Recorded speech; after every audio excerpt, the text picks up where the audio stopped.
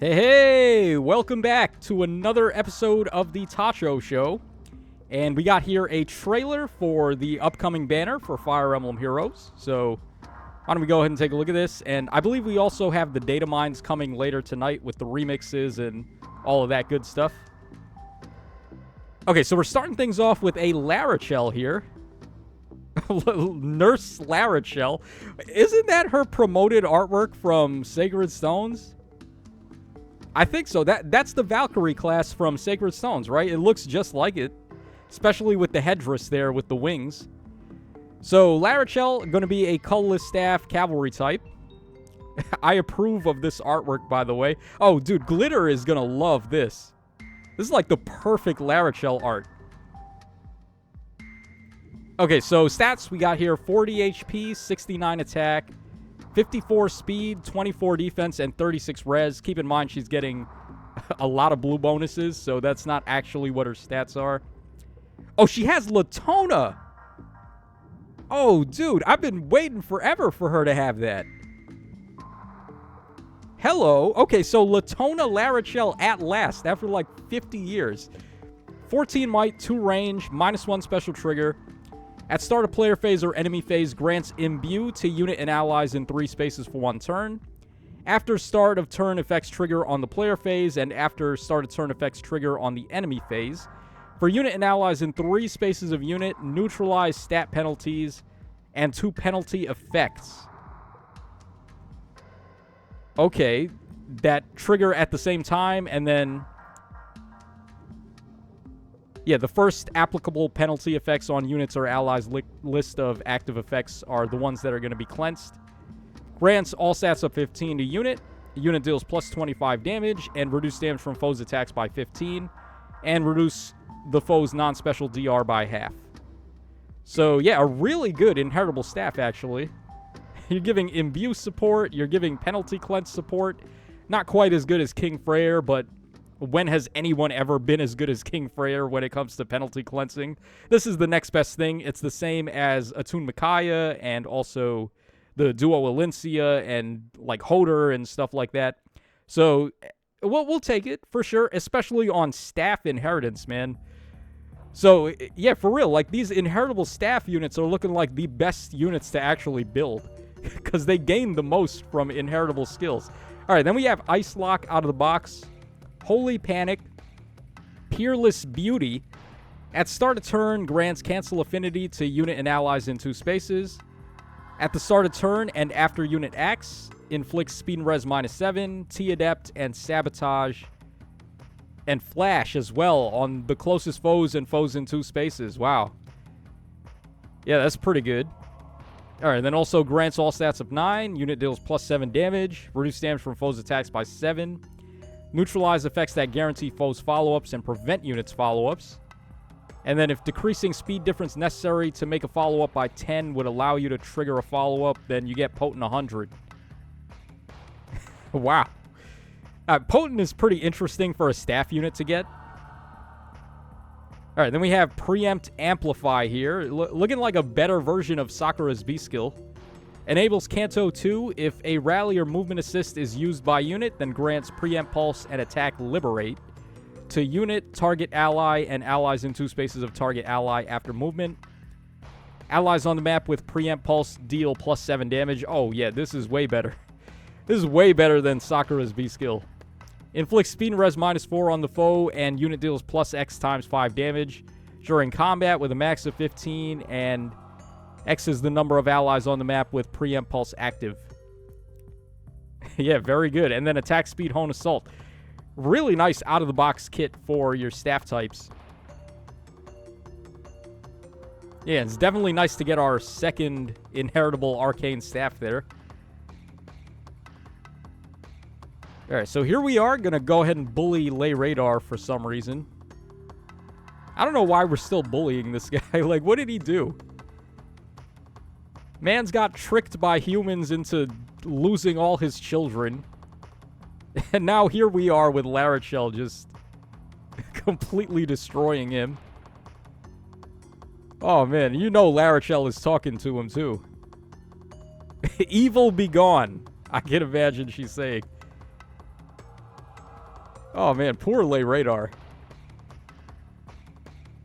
Okay, so there we go. Gonna go ahead and cancel there, inflicting debuffs. Why are we still showing this, by the way? Why, like, haven't we seen enough? They're really gonna show us Imbue activate for Amelia? Is that important? Yo, they need to streamline these. Wow. They're really gonna waste time on Amelia showing Preempt Pulse and Imbue, and then the extra damage, I guess, from her B skill. So, moving on then. Oh, who is this? Is that Larachel's dad? No, wait. Darkling Warden? Is that Mur's dad? Morva? Yo, what? Wait a minute. How are we getting more? Bro, Morva? Of all people was like the last thing on my bingo card. So, stats here, we got 40 HP, 59 attack, 12 speed, 42 defense, and 39 res with drops all over the place. So, take those with a grain of salt. Oh, for a second, I think we saw his actual unmitigated stats. If I can get it right on the money.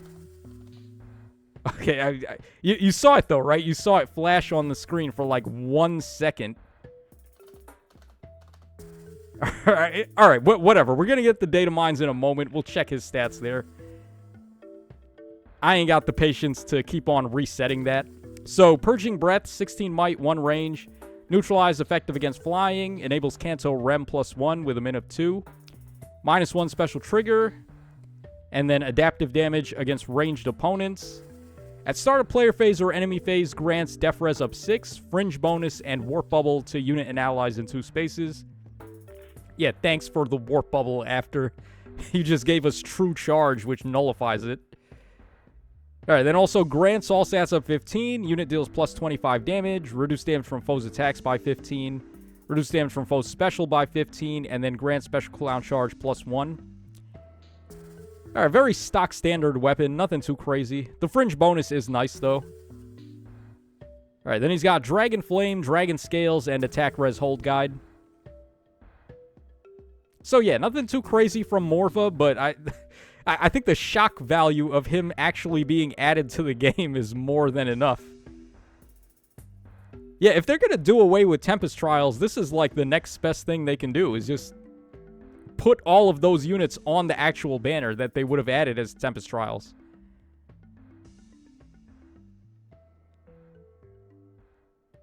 Oh, Franz? What? Ain't no way, bro. Finally, we got Franz. Yo, this banner is killing. What is with these awesome choices? So, Franz is going to be a Lance Cav. As if anyone expected any different. Been waiting on this kid since, like... I don't see why he couldn't have been a day one arch or a day one Cav, by the way. Like, we've had so many day one Cavs. They could have had Franz in since day one. 43 HP, 66 attack, 54 speed, 35 defense, 23 res. Looks like he has Rouse attack and speed, so I'm guessing 60 attack and then 48 speed. Alright, whatever. So, Melee Lance Plus, 14 might, 1 range, inflicts all stats -5 on foes in 3 rows or 3 columns centered on unit, and neutralizes their special ramp effects during combat. And then at the start of combat, if unit's HP is over 25%, unit deals +X times 5 damage, with a max of 20, and X is the number of foes in 3 spaces of the target, including the target. Then he has Swap, Flow Refresh, and Rouse attack speed 3. So, not really anything of interest, and he is going to be a demote, but... I mean, that Lance is okay. It's an okay budget Lance, I guess, but... It's not really competing with some of the top-tier Lances, unfortunately.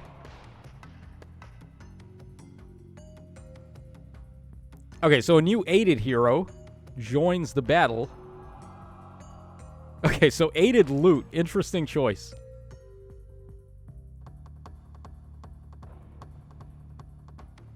So, Lute here is going to be a Red Tome Infantry, and She's got an eyeball there.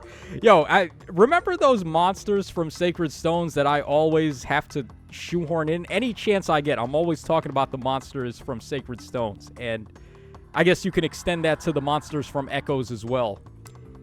Why are they not in Fae? Like, can we get monster enemies, please, in some form of fashion? I don't even care what they decide to do with them. I just would love to see them. Wouldn't that be cool if we're fighting, like, Cyclopses and eyeballs and Gorgons and stuff like that? Like, wouldn't that be a nice change of pace? It'd also be really cool to see the sprites, too. So, Lute stats, we got here 35 HP, 79 attack, 55 speed, 26 defense, and then 65 res. Yeah, dude, there's no way she has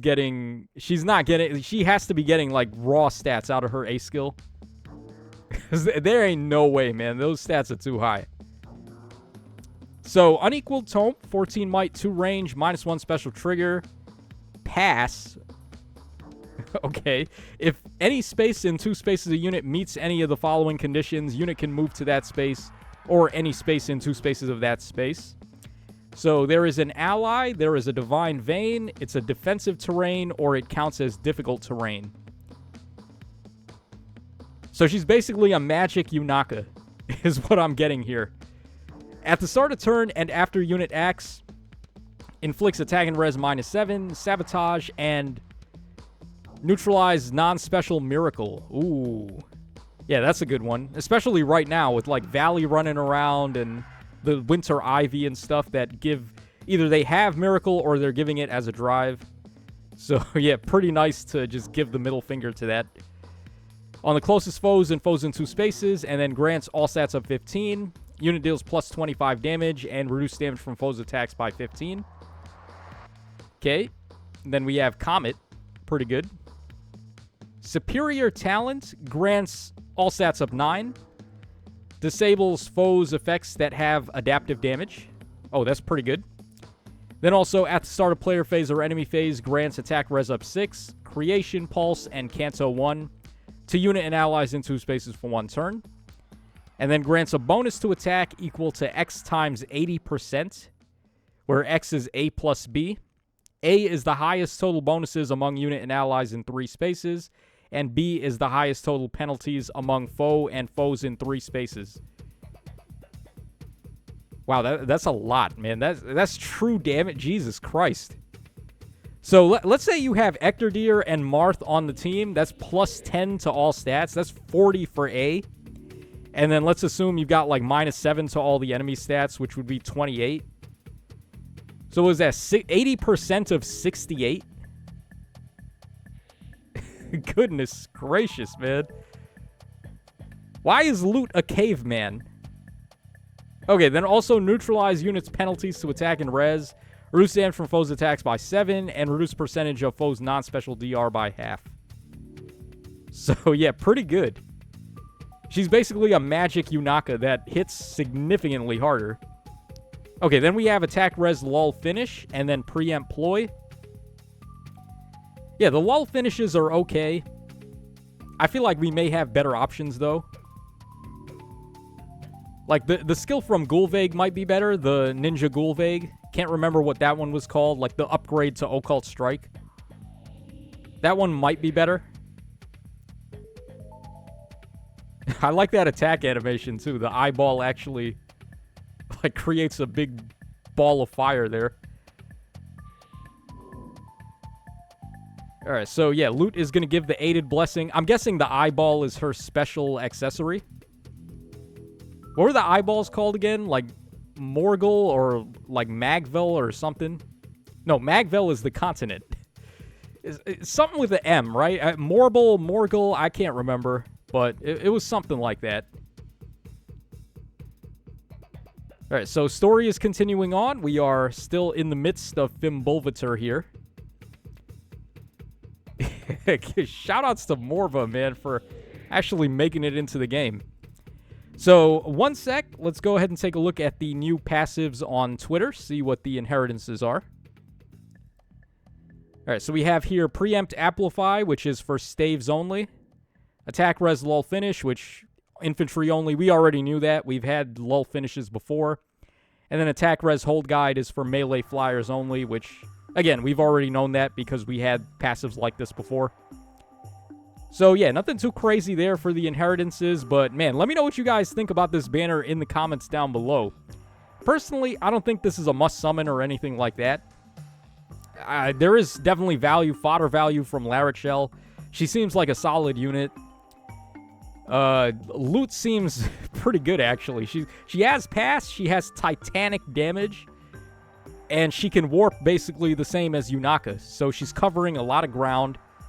I think Lute is going to be a pretty good unit, actually, but I don't think she's like a must-pull or anything like that. If you can afford to skip, then this is definitely a safe skip. So let me know your thoughts in the comments section down below. We got to end on this dude, man. Ain't no one ever predicted he was going to be in Fae, but here he is, which is pretty dope. So stick around, and we will come back in just a sec and take a look at the refines, remixes, and also the data mines.